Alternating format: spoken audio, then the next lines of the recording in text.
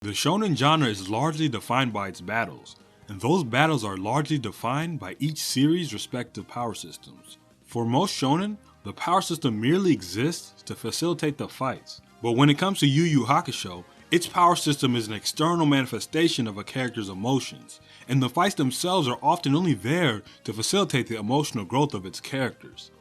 In this video, we're going to be dissecting the power system of Reiki, or spirit energy, the power utilized by the psychics of Yu Yu Hakusho.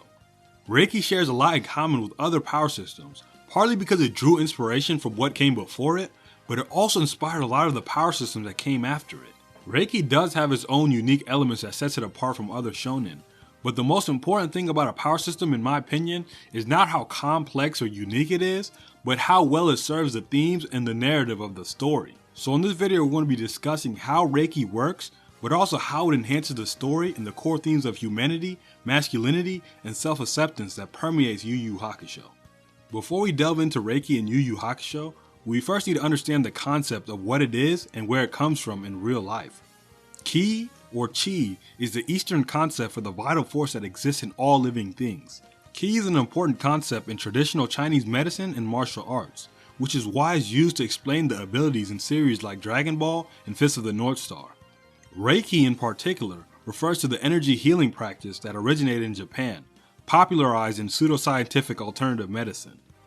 While Reiki in Yu Yu Hakusho is capable of healing, for the most part it's used and treated much like Ki from Dragon Ball, so Togashi may have simply called it Reiki to distinguish it from Dragon Ball, as Dragon Ball's influence on early Yu Yu Hakusho was already pretty apparent. However, I do think there's a pretty good reason for this distinction, as Yu Yu Hakusho leans more into the supernatural and psychic rather than pure martial arts. Before it turned into a full-on battle shonen, Yu Yu Hakusho focused much more on ghosts and spirits than punches and kicks. Most of Yusuke's early adventures as a ghost in the manga wasn't adapted into the anime, most likely just to cut to the action that the series would later be known for. The series' title itself hints at this origin, with Yu Yu Hakusho directly translating to Poltergeist Report. Given this original premise, it makes much more sense to me to consider Reiki users as psychics as opposed to martial artists. So while Reiki at its very core functions extremely similar to Ki in Dragon Ball, I see it less as a copycat and more as an improvement on the concept by adding more emotional and thematic depth to it. Reiki, or spirit energy, is the energy residing in every human being in Yu Yu Hakusho. While all humans possess it, not everyone can use it. While it seems like technically anyone can learn Reiki, master practitioners like Genkai typically only train those with an inherent affinity for it, which can manifest in various different ways. For example, the Kuwabara siblings have a high spiritual awareness, enabling them to sense spirits and ghosts. Yusuke, on the other hand, possesses immense spiritual power within his punches, making him equally as talented. Beyond enhancing physical strength and sensory abilities, spirit energy can be used for energy waves like the spirit gun, energy constructs like Kuwabara's spirit sword, object manipulation, and so much more. In the English dub of Yu Yu Hakusho, Reiki was translated as spirit energy, but they also used this term for Yoki until the end of the Chapter Black arc, when it was correctly distinguished as demon energy. I can't really fault them, as Reiki and Yoki function largely the same in the story, but one significant difference that I've noticed is that demon energy often allows for far more diverse abilities. For example, all elemental powers shown in the series are exclusively used by demons through demon energy. Kie and Zeru were able to manipulate fire, and Toya, Seiryu, and also the ice maidens like Yukina are able to manipulate ice. We see earth manipulation with Risho and Genbu, wind with Jin, and to an extent Taguro with his finger gun, and Suzaku controlled lightning. Mitarai seems like an exception to this, as he is a human and a water manipulator, but he's also a territory user, and we'll explain how that works in a second. Compared to demons, humans can do far less with their spirit energy, generally limited to basic energy beams and constructs. This difference in power sets likely exists because demon races in Yu Yu Hakusho are far more diverse than humans. Combine this with the fact that demons are more likely to be energy users, it makes it much more likely that certain techniques will be passed down genetically. Pound for pound, I don't think Yoki is inherently more strong than Reiki. It's simply that demons on average possess much more energy and are typically more skilled as a result. Both Reiki and Yoki can be used for healing, forming or manipulating weapons, and generally function similarly, but by far the most narratively important function of both is that their strength varies depending on the user's emotional state. We see this when Yusuke got stronger while fighting Suzaku, when he saw that Keiko's life was at stake. We even saw Kuwabara temporarily outshine Yusuke when they went to rescue Yukina, landing the finishing blow on Toguro. Now it might seem like an ass pull that only our main characters get these emotional power-ups, but that might be simply because most of the enemies in Yu Yu Hakusho are demons. As I mentioned before, while demons have much more energy than humans on average, they are also on average much less emotional than humans, which I think is a balanced trade-off, meaning that humans might have the disadvantage when it comes to energy, but they can make up for it when it comes to emotion. We see that it's also possible for demons to experience these emotional power-ups as well, such as when Hiei and Kurama ascended from B class to A class after Yusuke's apparent death. However, I personally think this was only possible because Hiei and Kurama had become more human-like over time due to their interactions with Yusuke and Kuwabara. The effect of a character's emotions is really what sets Yu Yu Hakusho's power system apart. While emotions play a part in other power systems, what makes Yu Yu Hakusho stand out is that the story itself centers on the emotional development of its main characters, especially Yusuke. It's easy to dismiss these emotional power-ups as simply the power of friendship winning the day, because in a way that kinda is what's happening. But the reason why the trope is often criticized in the first place is because it's often written in a really cheap way, as a cop-out when the author doesn't know how to naturally resolve the plot. Yu Yu Hakusho, however, executes this simple trope exceptionally well by prioritizing the main character's emotional development first, rather than using it as a convenient plot device. Yusuke's character arc in the Spirit Detective involved him learning to solve problems peacefully after his coping mechanism of violence was stripped away by virtue of him being a ghost. After proving that he had a heart of gold deep down, Yusuke was given the responsibility of a Spirit Detective. This led to Yusuke fighting Toguro, his perfect foil.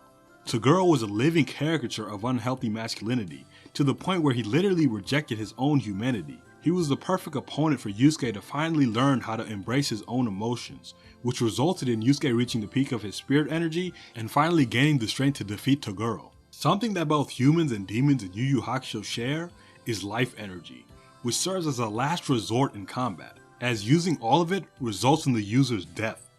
The way I imagine it is that Reiki and Yoki are the energy that humans and demons emit, while life energy is the glue that binds their body to their soul. We see Yusuke using life energy as a last resort in his fight against Suzaku, and Kuwabara also transfers some of his life energy to Yusuke, allowing both of them to survive. This is almost the exact same scenario as when Kurama tried to use the Mirror of Darkness to heal his mother, which would have cost him his life, but Yusuke jumped in and sacrificed half of his lifespan so that they could both survive. So I suspect the Mirror of Darkness is powered by life energy, and through its wish-granting abilities, can heal diseases that spirit energy and life energy cannot heal directly. The only instance that we see of life energy usage resulting in a character's death is when Toguro uses his life energy to block Yusuke's spirit gun in the final round of the Dark Tournament. I generally dislike the shrinking lifespan trope because it's often used as an ass pull, and we rarely ever get to see a character die unless they are a villain or we're gonna die anyways. However, Togashi is using the latter example in a much better way in Hunter x Hunter with Kurapika to show off the character's self-destructiveness and to foreshadow their inevitable death. By far my favorite facet of Yu Yu Hakusho's power system is territories. Territories were introduced in the Chapter Black arc, when Sensui's tunnel to the demon world caused Yoki to seep into the human world, awakening psychic abilities in regular humans.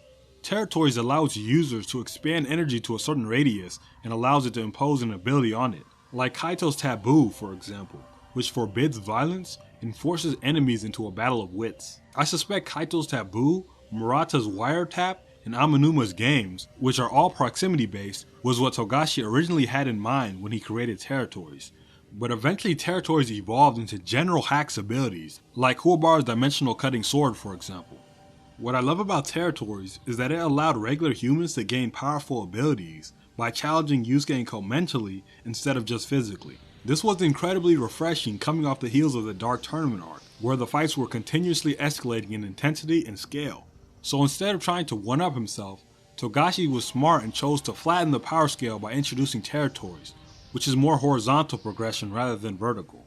This is pretty much what Araki did after part 2 of JoJo's, and if it wasn't obvious already, territories were inspired by stands in JoJo's Bizarre Adventure. It was only meant to be a simple parody, which is why it didn't last that long, but I think it was a good enough idea that could have carried its own series. And apparently Gege Akutami agrees, because we see the legacy of territories carried on through domain expansions in Jujutsu Kaisen, as this author is heavily inspired by Togashi. So in a way, territories is the most derivative, but also the most influential part of Yu Yu Hakusho's power system. Now there are two special energies in Yu Yu Hakusho that are more powerful than spirit and demon energy. The first is an evolution of spirit energy, called sacred energy or holy chi. How exactly sacred energy is attained and its users vary wildly between the different translations of the anime and the manga. The only characters that we see use it for certain is Shinobu Sensui at the end of the chapter Black arc, which rockets him up to S-class level strength. Some translations state that Genkai is the only other character able to use sacred energy, but I doubt this, as you'd figure that she would use it in the Dark Tournament arc, especially against Toguro if she actually had it. The English dub states that sacred energy takes 40 years to unlock, and Sensui was able to attain it faster by dividing his training between his 7 personalities. But this never made sense to me because I always assumed that Sensui was actually just mentally ill, rather than having 7 different souls in his body. And either way, only one soul can manifest at a time anyways, so I don't know how he can do so much training all at once. I prefer the explanation that sacred energy requires one to actually have pure intentions in wanting to improve the world. So by dissociating his trauma and sins onto his other personalities, Sensui was able to keep his original Shinobu personality blameless and pure enough to attain this holy power. There's one other implied user of sacred energy in the series, and that is the main character, Yusuke himself. While Yusuke's final fight against Yomi was mostly off-screen in the manga, we got to see a little bit more in the anime version. As a last resort at the end of the fight, Yusuke combines both his spirit energy and his demon energy to achieve a new energy, which is implied to be sacred energy in the original sub, but is stated to be something brand new in the dub version. In my interpretation, Yusuke achieved something different than sacred energy, but similar enough to make some interesting parallels. Yusuke's initial arc, culminating in the Dark Tournament, was all about him accepting his humanity by embracing his emotions, which manifested in him reaching the peak of spirit energy. But Yusuke's character arc from the chapter Black arc and beyond was about him dealing with his darker suppressed desires to fight, his shadow side, which manifests with his demon energy. If it's true that Sensui achieved sacred energy by remaining pure as a human, by fracturing himself, then it makes perfect thematic sense if Yusuke attains an even greater power by combining his human and demon energies, his emotional human nature and his violent demon nature, by integrating himself. In my opinion, this should have been the peak of power in Yu Yu Hakusho, and I gave my idea of how beautifully this could have played out if Togashi finished the story as he intended in my 3 Kings arc video. At a first glance, Yu Yu Hakusho's power system might not seem that unique, appearing as a mere slight improvement on the most basic shonen power systems. But what truly sets Yu Yu Hakusho's power system apart is how it profoundly enhances the themes and emotions of the narrative. Emotions, in a sense, is the core focus and theme of Yu Yu Hakusho, so it's only fitting that they are the main focus of the power system. Yu Yu Hakusho may not have the objectively best power system, as it's heavily influenced by what came before. However, some of the most highly regarded power systems, like Jujutsu Kaisen's Cursed Energy and Hunter x Hunter's Nen, which is created by the same author, have undeniably taken things from Yu Yu Hakusho's power system. But what do you think? Where do you think Reiki ranks amongst the other power systems in Shonen? And what is your favorite aspect about Yu Yu Hakusho's power system? Feel free to let me know in the comment section below. And while this channel is still pretty small, I'm usually able to read most comments and reply to a great deal of them. And if you're new to this channel, be sure to check out my other videos, like my full dissection series of Yu Yu Hakusho and its characters. I'm planning on covering all of Togashi's work, all the way through level E in Hunter x Hunter, along with other classic anime that you guys recommend. So be sure to subscribe if you're interested in any of that, and with that, I'll see you in the next dissection video.